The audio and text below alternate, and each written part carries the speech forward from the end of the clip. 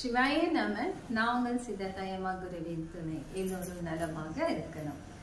இன்றைய பதிவு பக்தர்கள் தொடர்ந்து சில கேள்விகள் கேட்டிருந்தாங்க. இப்போ வீட்டுல கருங்காலி மாலை, ருத்ராட்ச மாலை, ஸ்படிக மாலை இப்படி நம்ம தொடர்ந்து போட்டுட்டு இருக்கோமா? சமீபத்துல வாங்கிட்டு நம்ம தொடர்ந்து போட்டுட்டு இருக்கோம். அது முறையான வழிபாடுகள் ஏதாவது உண்டா அப்படின்னு. பொதுவாக அந்த காலத்துல முன்னோர்கள் தொடர்ந்து இந்த மாதிரி மணி மாலைங்க நிறைய போடுவாங்க. நிறைய மணி மாலைகள் உபயோகம் செஞ்சிருந்தாங்க. தங்க மாலை, முத்து மாலை, பவளம் இப்படி ஒவ்வொன்றுமே கழுத்துல போட்டால் ஒரு நல்ல சக்தி நம்ம சரீரத்துல கிடைக்கும் அப்படின்னு. அது உண்மை, நிச்சயமாக உண்டு. இப்போ பொதுவாக எல்லாரும் என்னன்னா ருத்ராட்ச மாலை போடுவாங்க, கருங்காலி மாலை போட்டுட்டு இருக்காங்க. பெரியவங்க முத்து மாலை, இந்த மாதிரி பவளமணி மாலை போடுறாங்க. உடம்புக்கு நல்லது, ஆரோக்கியமா இருப்பதற்குன்னு. அது எப்படி அந்த சக்தி போட்டால் நமக்கு கிடைக்கும்? ஒரு சரீரத்துல அந்த சக்தி போட்டாலே கிடைக்குமான்ற நிறைய பேருக்கு இந்த சந்தேகம் உண்டு. மணி மாலை என்பது ரொம்பவே நன்மையானது. அது தெய்வத்துடைய பொருள் தான். இப்ப ருத்ராட்ச போடுறாங்க, நிறைய பேர் ருத்ராட்ச போட்டுட்டு இருக்காங்க. முறையான வழிபாடுகள் தெரியல அவங்களுக்கு. பெண்கள் ஆகட்டும், ஆண்கள் ஆகட்டும். இந்த கழுத்து கிட்ட பாத்தீங்கன்னா ஒரே ஒரு ருத்ராட்ச போடுவாங்க, தங்க செயின்ல போட்டு இருக்காங்க. சில பேர் வெள்ளி செயின்ல போடுவாங்க.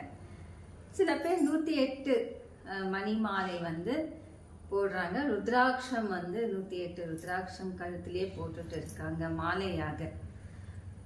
சக்திகள் எப்படி நமக்கு அந்த கிடைக்கும் அந்த நேரத்துலன்னு பாத்தீங்கன்னா, எப்போ நீங்க இறைவன் முன்னாடி நின்று நீங்க பிரார்த்தனை செஞ்சுட்டு ருத்ராட்ச கழுத்துல போடுறீங்களோ, அந்த சரீரத்துல வைப்ரேஷன் ஆயிட்டே இருக்கும். வேத மந்திரத்துல உண்டு, ருத்ர தேவாய நம பிரணயும் மகாசிஷ்டி வேத புவலோக மூலிக மனு அனுநித்யாய மனுஷ சரீர ஆதார சக்கர வைபோக சக்தியாமி. எல்லா மணியிலையும் ஒரு சக்தி இருக்கு. பச்சை மணி, குண்டு மணி, முத்து மணி, தங்கமணி, வெள்ளி மணி, பவளம், ஸ்படிகம், கருங்காலி மாலை, ஒவ்வொன்றுத்துலயும் ஒவ்வொரு சக்திகள் இருக்கு. அப்போ தொடர்ந்து நீங்க போடுறீங்க பாருங்க, அப்போ அந்த சரீரத்துல சக்கரங்கள் வைபோகம் ஆயிட்டே இருக்கும். பொதுவாக மனிதருக்கு எப்படி அந்த பிளட் சர்க்குலேஷன் ஆகிட்டே இருக்கும். நீங்க போடுற பொருள், அதற்கு உண்டான சக்திகள், அந்த வேலைகள் அந்த சரீரத்துக்கு கொடுத்துட்டே இருக்கும். ருத்ராட்ச போட்டுட்டு பொய் பேசக்கூடாது, நல்ல வார்த்தைகள் சொல்லணும், ஆசீர்வதிக்கணும். அதே போல நீங்க ஆன்மீக வழிபாடாக இருந்தீங்கன்னா கண்டிப்பாக உங்களுடைய ஆத்மார்த்தமாக பிரணநாமத்தையும் சொல்லிட்டே இருக்கணும். இப்ப பொதுவா வேலைக்கு போறவங்க எல்லாருமே ருத்ராட்ச போடுறாங்க. சின்ன பிள்ளைங்க கூட ருத்ராட்ச போடுறாங்க. அப்படி போடலாமா?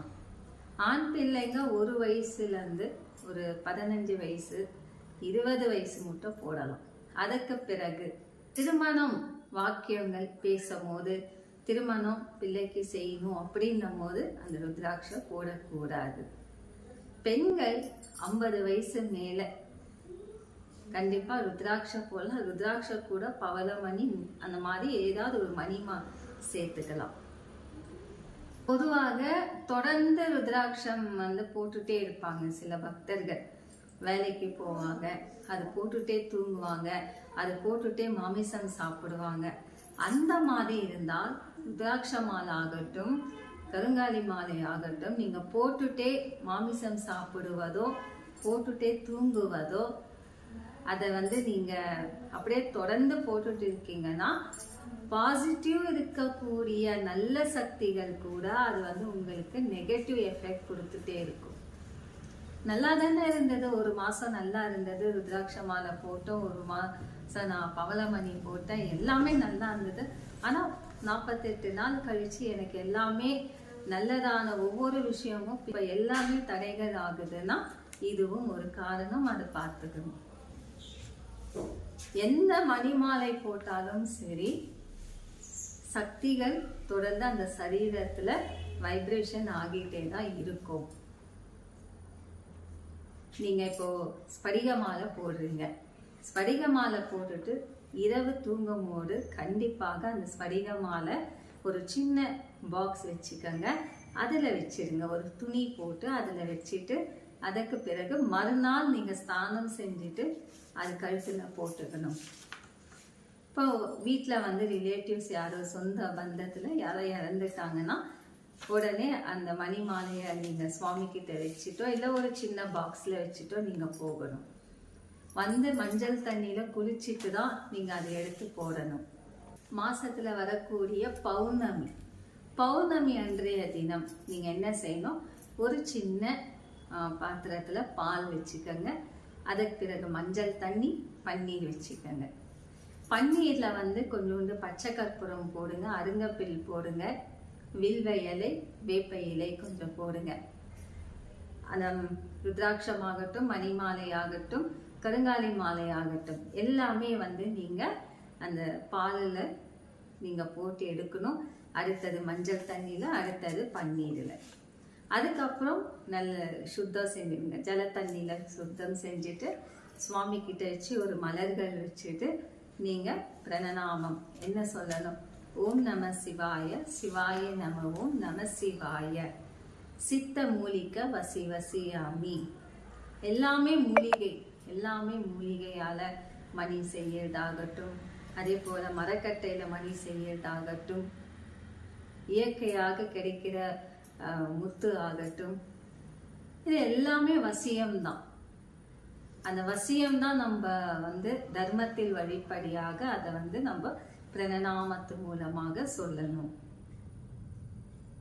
நான் பிரணநாமம் சொல்லிட்டு நான் தர்மத்தில் வழிப்படியாக இருக்கணும், நல்ல விஷயங்கள் நடக்கணும்னு சொல்லி நீங்க கழுத்துல போடணும். ருத்ராட்சம் அவ்வளோ வைபோக சக்தி இருக்கு, எல்லா மணி மாலையிலையும் அவ்வளோ வைபோக சக்தி இருக்கு. ஸோ ஒரு ருத்ராட்சம் உடைய வைபோக சக்தி எப்படின்னு நான் உங்களுக்கு காட்டுறேன், அது நீங்களும் செஞ்சு பார்க்கலாம். ருத்ராட்சம் மட்டும் இல்லை, எல்லா மணி மாலையிலையும் அந்த சக்தி இருக்கு, அது நீங்களும் செய்து பார்க்கலாம். இந்த மாதிரி காலி பாக்ஸ் எடுத்துக்கங்க, இது ருத்ராட்சம், இது உள்ள நான் போடுறேன் பாருங்க. இதை வந்து நான் க்ளோஸ் பண்ணிடுறேன். இப்போ இந்த விரல் இருக்கு இல்லையா, நமக்குள்ளே இருக்க அந்த வைப்ரேஷன் ஆகிட்டே இருக்கும். நீங்கள் வந்து இந்த விரலும் இந்த விரலும் நீங்கள் சும்மா இப்படி வச்சு பாருங்க.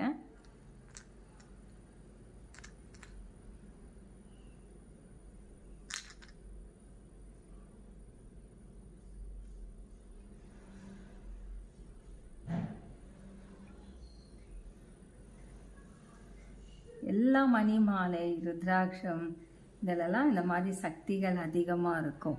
இது நீங்கள் கூட இந்த மாதிரி நீங்கள் செஞ்சு பார்க்கலாம்.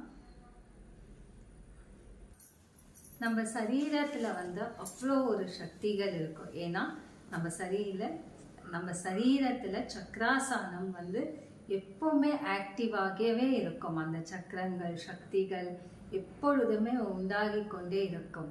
ஒரு மந்திரம் சொன்னீங்கன்னா அதுக்கேற்ற சக்திகள் கிடைக்கும், தவம் இருந்தீங்கன்னா அதுக்கேற்ற சக்திகள் கிடைக்கும், பூஜைகள் செஞ்சீங்கன்னா அதுக்கேற்ற சக்திகள் இருக்கும்.